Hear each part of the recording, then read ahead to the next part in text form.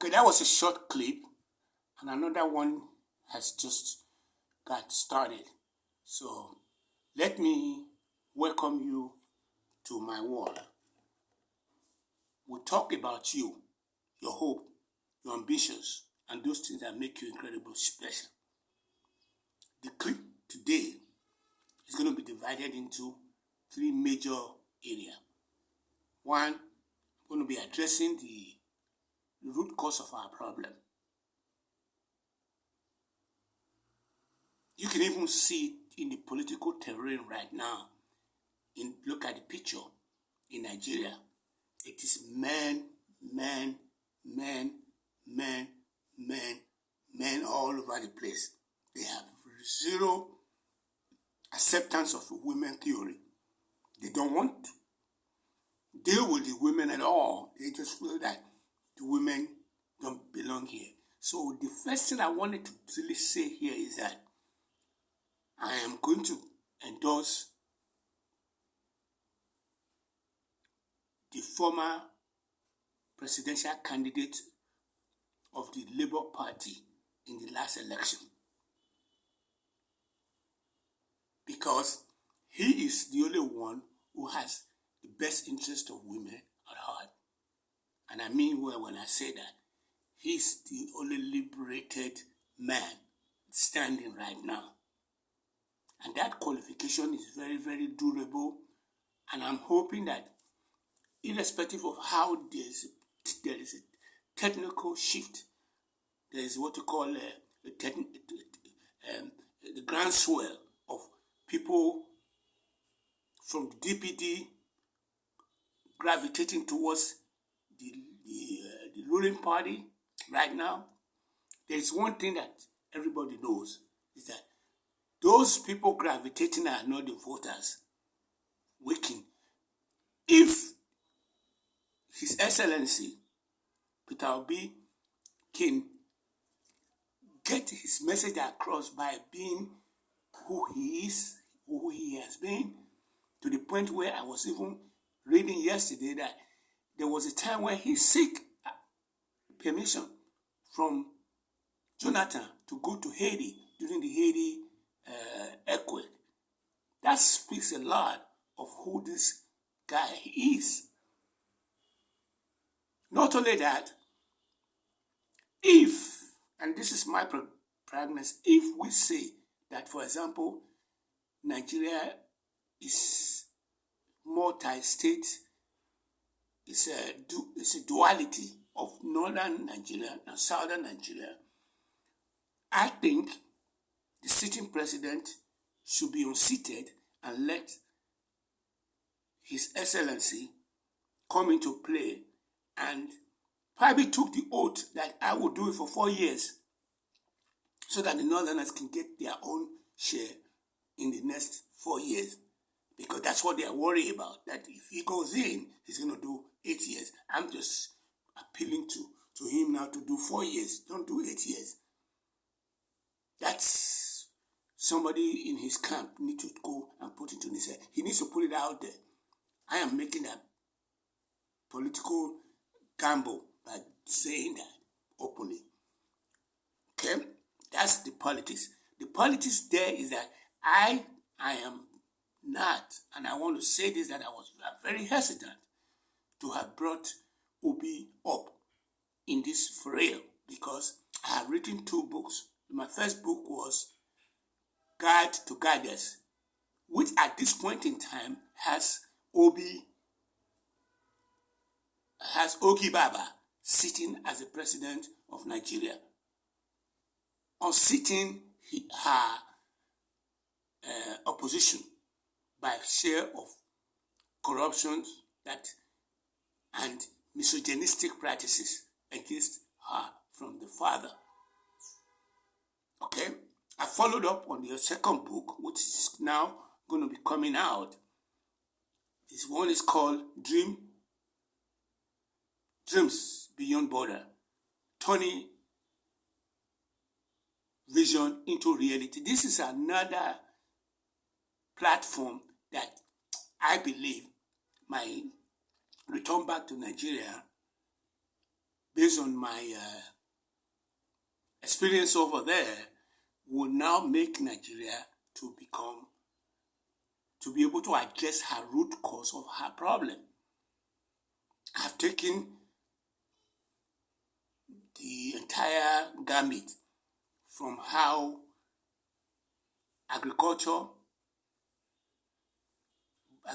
boy of my nature and my suffering and my bottleneck has now made me what I call an iconoclast that can be able to help Nigeria move to the next level. So if you read the two books, you're pretty much ready to say, well, okay, this is the second point. The second point is, how did we get here? That has been the biggest bottleneck facing us. We got here through human sexuality. You can even see, if you look at a lot of YouTube or a lot of clips out there, there is this wild animals out there. People are taking a picture of how sexually they are all interacting with themselves. They forgot that we, as a human being, sexually, we are pretending, we are hiding our private parts, which is part of our animal nature, and we are thinking that we are hiding it, and we're opening our eyes, our nose, our mouth, but we're hiding that part that brought us here. And what I mean by that is that we need to clean that up. And to clean that up, we're going to have to go back to maybe the primordial time in which the omnipotent, omnipresence, and omniscience was a woman. And I'm quoting from the God Herede Nokboku Yeye from the Sun. I'm using the word God there in parentheses because of that's what everybody understands, but it is not. It's Herede. God is a deity, just as Herede is a deity, just like Allah is a deity. The access gateway to those three fundamental, if you put in parentheses Herede, you're going to have to put Guadalupe from the Hispaniola, the goddess of Greeks, the Oceania gods, women, and all that, put them in parentheses. But the bottom line is that men got jealous of how powerful women were, and through conspiracy went in and did the undoable. And what did they do? They got jealous. So they then told the women, okay, we're going to go in and hunt and bring the food while you stay behind and keep the woman, the child. Biologically speaking, nobody can contest that, what I just said.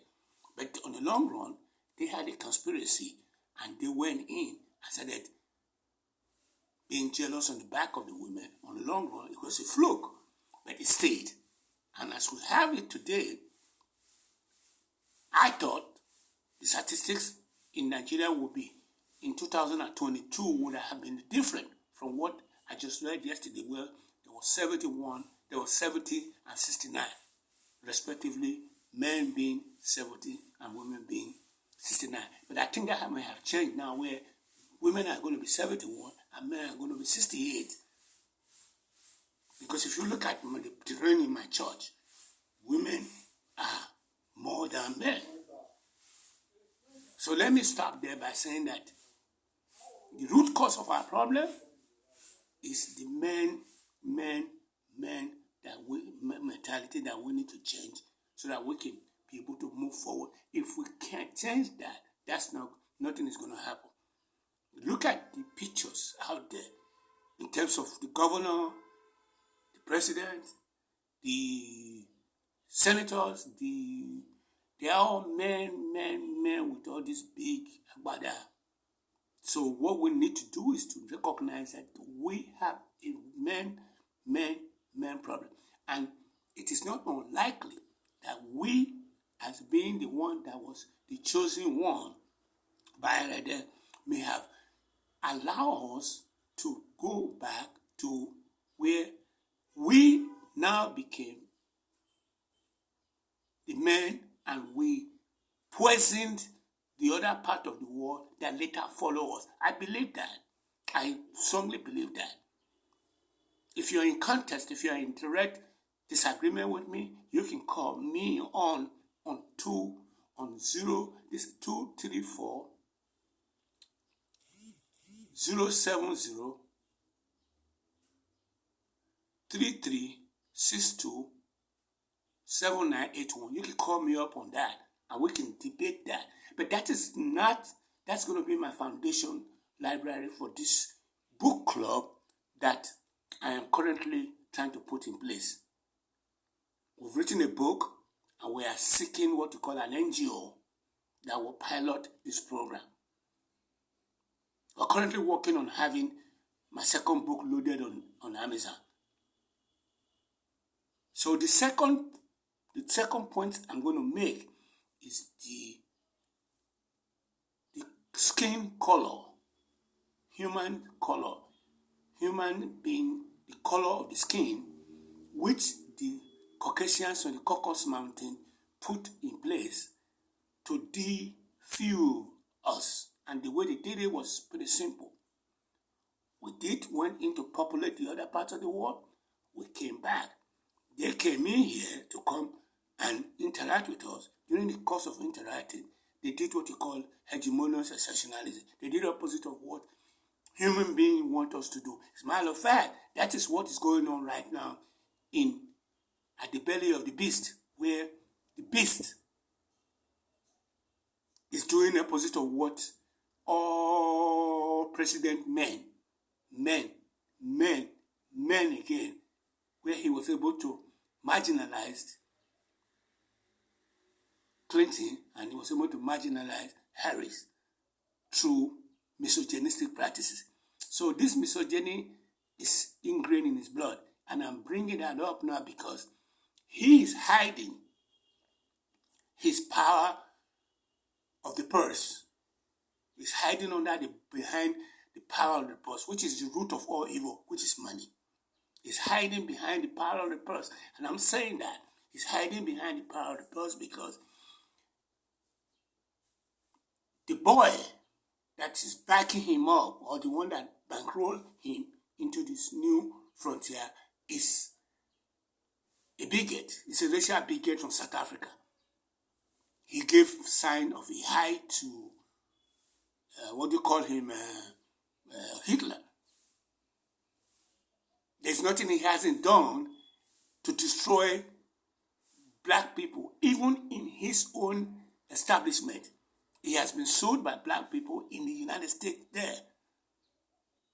So the point I'm making is that people are going to say, okay, the sitting president of 47 is not, we don't think he's a problem. I dealt with him for the past 25 years. Or let me just put it this way. I have used all the resources that I have as a kid when I was first defined as, great just Lord, you see what the white man did. Back to where I went in, I had to question it. When I went to America, I found out that was the root cause of the problem, racism. So we need to address it. And we need to take this guy, 47 and tell him that he's operating under that auspices, but he's using it as what you call a solo, and playing that I am all tooth for tat for everyone. I'm going to put tariff on this, I'm going to put tariff on it. But in his heart of heart, he wants to eliminate any other community of color. People are going to argue that and say, how? He's there, he power of the purse of the United States and the country United States of America has only one thing going for it, is the power of the purse of the United States of America. That's it. America has nothing else to offer the world unless the power of her purse. And that is the root of all evil. And it is ingrained in destabilizing the community of color. And the community of color at that point they are based on whether you are Chinese, whether you are Indian, whether you are Hispaniola, whether you are African. They are all together in that spot. So let me quickly say that at that point, I've made the second point.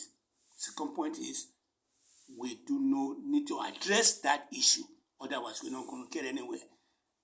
I know how that there is nobody in the Nigerian airspace that want to take that issue up. I've taken 2 issues up today. So I'm going to try to close this out by uploading quickly.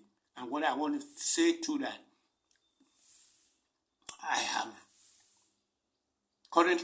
we are currently working on volunteerism, and we're going to be using what you call volunteermatch.com, but within an NGO certification in Nigeria. We are loading to Amazon.com our second book. But do remember that I need volunteer or pro bono. I also need grassroots 2 or 3 kobo. Put it aside. Start putting 2 or 3 kobo in a gear, so that when you get ready to launch at me, you're going to buy the book, the 2 books. We're going to become a member of a club, and we're going to be using an NGO to drive that. So I'm asking you for an investment on women, an investment on the skin coloration. I am simulcasting from Benin. I want to thank you for your support, and I believe that if there is anything you want to gain from this short video, remember that when your mind is troubled, always remember that there is a third omnipotent, omnipresence, and omniscience. And there are access gateway has been Eredeno Nokpokwo is the omnipotent, omnipresence, omniscience, a woman. And her access gateway is Okieki, which is my grandmother. You might want to ask, say, okay, what is that? What are you talking about? The other omnipotent, omnipresence is God. It's a deity like Eredeno. The other omnipotent is Allah. It's a deity like Eredeno. The access gateway to those 2 other ones are men, which is Jesus Christ to God and Allah, Muhammad to Allah. So if you are in any way frustrated by what you call the mysteries of life and life itself, always remember there's a third party to jump into, because as we speak right now, Nigeria is now at a crossroad of being a country of omnipotent, omnipresence, and omniscience. And we need to shift. We need a paradigm shift overnight. Start shifting a little bit. So I am simulcasting from 234 070 33 62 7981. 234, which is the Nigerian code, 070 33 62 7981. You can send me an email at azimikoko, azimikoko5 @gmail.com. Please, if you subscribe to the video, this video that is I'm going to upload will automatically come into your mailbox. It has been my pleasure to help to make our life, make Nigeria work during our lifetime. And I'm counting on somebody like Peter Obi. The chances of winning the next election is very, very bright. All those shifts that you are hearing from PDP to APC, those people have one problem that I want to make clear. They don't have no ideology. And that has been the problem of Nigeria. When Nigeria got created in 1914, there was no ideological foundation. It was how to get the rubber, how to get the cocoa, how to get the oil back there to them, while we are here just suffering. So now, where do we go from here? We can do it. And I said it, and my title of my book club that I said I'm bringing together is going to be, yes, we go do one, we go fit do one. Yes, we go fit do one. In English, that's yes, we go fit do one. Yes, we go do one. Yes, we go do one. Yes, we go do one. In English, it's yes. Yes, we can. In Spanish, it's sí, sí, se puede. Yes, we go do one. That is the lingua franca of Nigeria, which is Pidgin English. Yes, we go do one. That's going to be the book club that I'm putting together, which going to have an NGO where everybody will be able to have a tax write-offs. They're going to be able to get anything that they will be able to help them out. I'm going to stop here because I have a tendency of going on and on and on and on. It has been a pleasure, guys, and I've enjoyed talking to you. Thank you.